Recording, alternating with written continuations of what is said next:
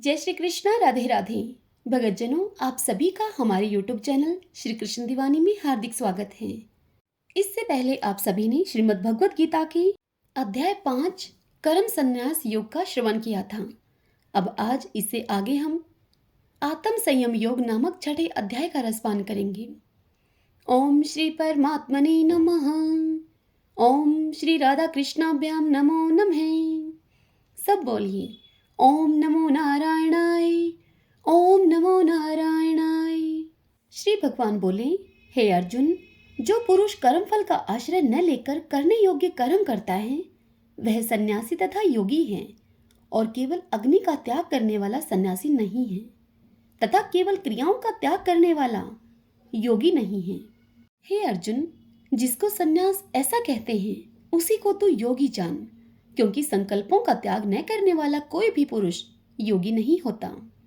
योग में आरूढ़ होने की इच्छा वाले मननशील पुरुष के लिए योग की प्राप्ति में निष्काम भाव से कर्म करना ही हेतु कहा जाता है, और योगारूढ़ हो जाने पर उस योगरूढ़ पुरुष का जो सर्व संकल्पों का अभाव है वही कल्याण में हेतु कहा जाता है।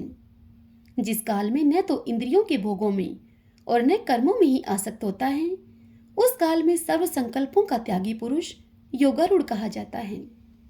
अपने द्वारा अपना संसार समुद्र से उद्धार करे और अपने को अधोगति में न डाले, क्योंकि यह मनुष्य आप ही तो अपना मित्र है और आप ही अपना शत्रु है। जिस जीवात्मा के द्वारा मन और इंद्रियों सहित शरीर जीता हुआ है उस जीवात्मा का तो वह आप ही मित्र है, और जिसके द्वारा मन और इंद्रियों के सहित शरीर जीता नहीं गया है उसके लिए वह आप ही शत्रु के सदृश शत्रुता में बरतता है।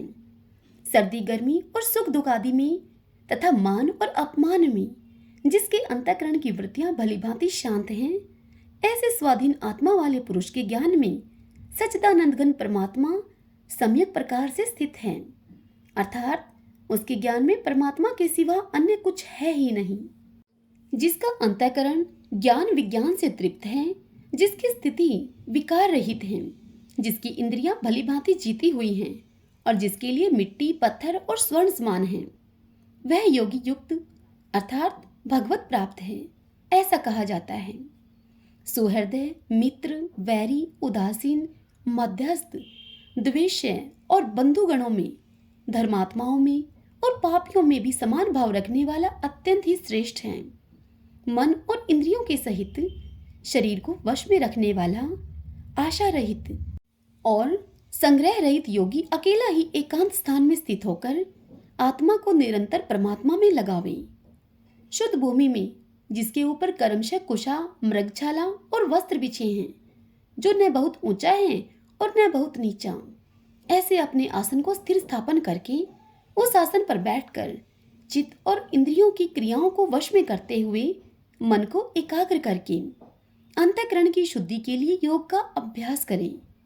काया, सिर और गले को समान एवं अचल धारण करके स्थिर होकर अपनी नासिका के अग्रभाग पर दृष्टि जमाकर अन्य दिशाओं को न देखता हुआ ब्रह्मचारी के व्रत में स्थित, भय रहित तथा शांत अंतःकरण वाला सावधान योगी मन को रोककर मुझ में चित्त वाला और मेरे परायण होकर स्थित होवे। वश में किए हुए मन वाला योगी इस प्रकार आत्मा को निरंतर मुझ परमेश्वर के स्वरूप में लगाता हुआ मुझ में रहने वाली परमानंद की प्रकाष्ठा रूप शांति को प्राप्त होता है। हे अर्जुन, यह योग न तो बहुत खाने वाले का और न ही बिल्कुल न खाने वाले का तथा न ही बहुत अधिक शयन करने के स्वभाव वाले का और न सदा जागने वाले का ही सिद्ध होता है। दुखों का नाश करने वाला योग तो यथा योग्य आहार विहार करने वाले का, कर्मों में यथा योग्य चेष्टा करने वाले का तथा यथा योग्य सोने और जागने वाले का ही सिद्ध होता है। हे अर्जुन, अत्यंत वश में किया हुआ चित्त जिस काल में परमात्मा में ही भलीभांति स्थित हो जाता है, उस काल में संपूर्ण भोगों से सुप्रहरहित पुरुष योग युक्त है, ऐसा कहा जाता है। जिस प्रकार वायु रहित स्थान में स्थित दीपक चलायमान नहीं होता, वैसा ही उपमा परमात्मा के ध्यान में लगे हुए योगी के जीते हुए चित्त की कही गई है। योग के अभ्यास से निरुद्ध चित्त जिस अवस्था में उपराम हो जाता है, और जिस अवस्था में परमात्मा के ध्यान से शुद्ध हुई सूक्ष्म बुद्धि के द्वारा परमात्मा को साक्षात करता हुआ सच्चिदानंद घन परमात्मा में ही संतुष्ट रहता है। इंद्रियों से अतीत केवल शुद्ध हुई सूक्ष्म बुद्धि के द्वारा ग्रहण करने योग्य जो अनंत आनंद है, उसको जिस अवस्था में अनुभव करता है और जिस अवस्था में स्थित यह योगी परमात्मा के स्वरूप से विचलित होता ही नहीं।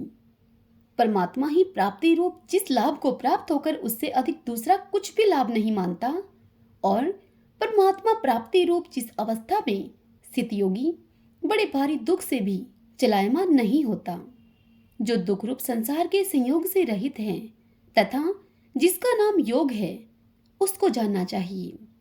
वह योग न उकताए हुए अर्थात धैर्य और उत्साह युक्त चित्त से निश्चय पूर्वक करना कर्तव्य है।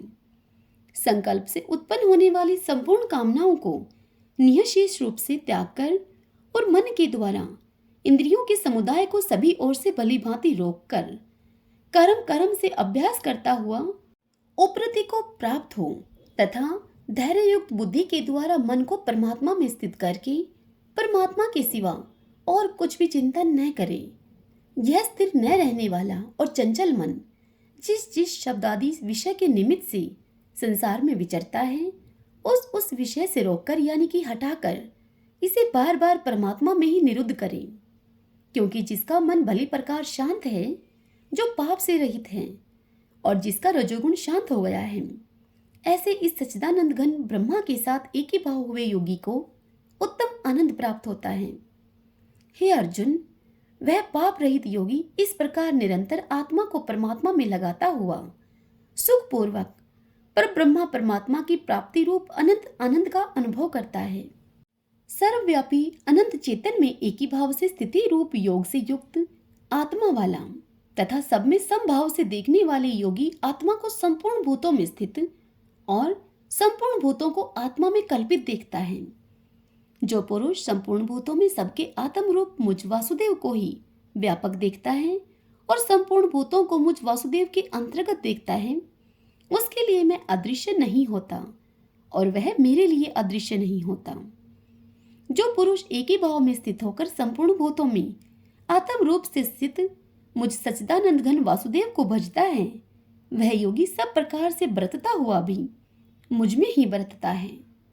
हे अर्जुन, जो योगी अपनी भांति संपूर्ण भूतों में सम देखता है और सुख तथा दुख को भी सब में सम देखता है, वह योगी परम श्रेष्ठ माना गया है।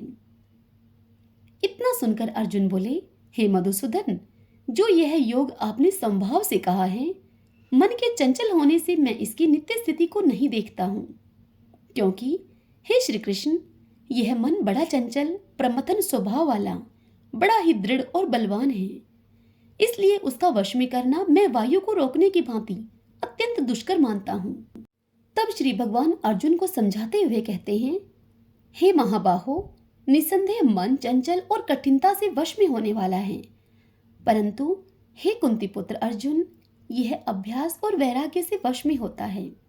जिसका मन वश में किया हुआ नहीं है, ऐसे पुरुष के द्वारा योग दुष्प्राप्य है और वश में किए हुए मन वाले प्रयत्नशील पुरुष के द्वारा साधन से उसका प्राप्त होना सहज है। ऐसा मेरा मत है। तब अर्जुन बोले, हे श्री कृष्ण, जो योग में श्रद्धा रखने वाला है किंतु संयमी नहीं है, इस कारण जिसका मन अंतकाल में योग से विचलित हो गया है, ऐसा साधक योग की सिद्धि को अर्थात भगवत साक्षात्कार को न प्राप्त होकर किस गति को प्राप्त होता है। हे महाबाहो, क्या वह भगवत प्राप्ति के मार्ग में मोहित और आश्रय रहित पुरुष छिन्न भिन्न बादल की भांति दोनों ओर से भ्रष्ट होकर नष्ट तो नहीं हो जाता? हे श्री कृष्ण, मेरे इस संशय को संपूर्ण रूप से छेदन करने के लिए आप ही योग्य हैं, क्योंकि आपके सिवा दूसरा इस संशय का छेदन करने वाला मिलना संभव नहीं है। अर्जुन की इस बात को सुनकर भगवान श्री कृष्ण बोले, हे पार्थ, उस पुरुष का न तो इस लोक में नाश होता है और न परलोक में ही, क्योंकि हे प्यारे, आत्मा उद्धार के लिए अर्थात भगवत प्राप्ति के लिए कर्म करने वाला कोई भी मनुष्य दुर्गति को प्राप्त नहीं होता। योग भ्रष्ट पुरुष पुण्यवानों के लोकों को अर्थात स्वर्ग आदि उत्तम लोकों को प्राप्त होकर उनमें बहुत वर्षों तक निवास करके फिर शुद्ध आचरण वाले श्रीमान पुरुषों के घर में जन्म लेता है, अथवा वैराग्यवान पुरुष उन लोकों में न जाकर ज्ञानवान योगियों के ही कुल में जन्म लेता है। परंतु इस प्रकार का जो यह जन्म है सो संसार में निसंदेह अत्यंत दुर्लभ है। वहां उस पहले शरीर में संग्रह किए हुए बुद्धि संयोग को अर्थात समबुद्धि रूप योग के संस्कारों को अनायास ही प्राप्त हो जाता है। और हे कुरुनंदन, उसके प्रभाव से वह फिर परमात्मा की प्राप्ति रूप सिद्धि के लिए पहले से भी बढ़कर प्रयत्न करता है। वह श्रीमान के घर में जन्म लेने वाला योग भ्रष्ट प्राधीन हुआ भी उस पहले के अभ्यास से ही निसंदेह भगवान की ओर आकर्षित किया जाता है तथा समबुद्धि रूप योग का जिज्ञासु भी वेद में कहे हुए सकाम कर्मों के फल को उल्लंघन कर जाता है। परंतु प्रयत्न पूर्वक अभ्यास करने वाला योगी वह तो पिछले अनेक जन्मों के संस्कार बल से इसी जन्म में संसिद्ध होकर संपूर्ण पापों से रहित होकर फिर तत्काल ही परम गति को प्राप्त हो जाता है। हे अर्जुन, योगी तपस्वियों से श्रेष्ठ हैं, शास्त्र ज्ञानियों से भी श्रेष्ठ माना गया है और सकाम कर्म करने वालों से भी योगी श्रेष्ठ हैं। इसलिए हे अर्जुन, तू योगी हो। हे अर्जुन, संपूर्ण योगियों में भी जो श्रद्धावान योगी मुझ में लगे हुए अंतरात्मा से मुझको निरंतर भजता है, वह योगी मुझे परम श्रेष्ठ माने हैं। हरि ओम तत्सत। ओम श्री परमात्मने नमः। ओम श्री राधा कृष्णाभ्याम नमो नमः।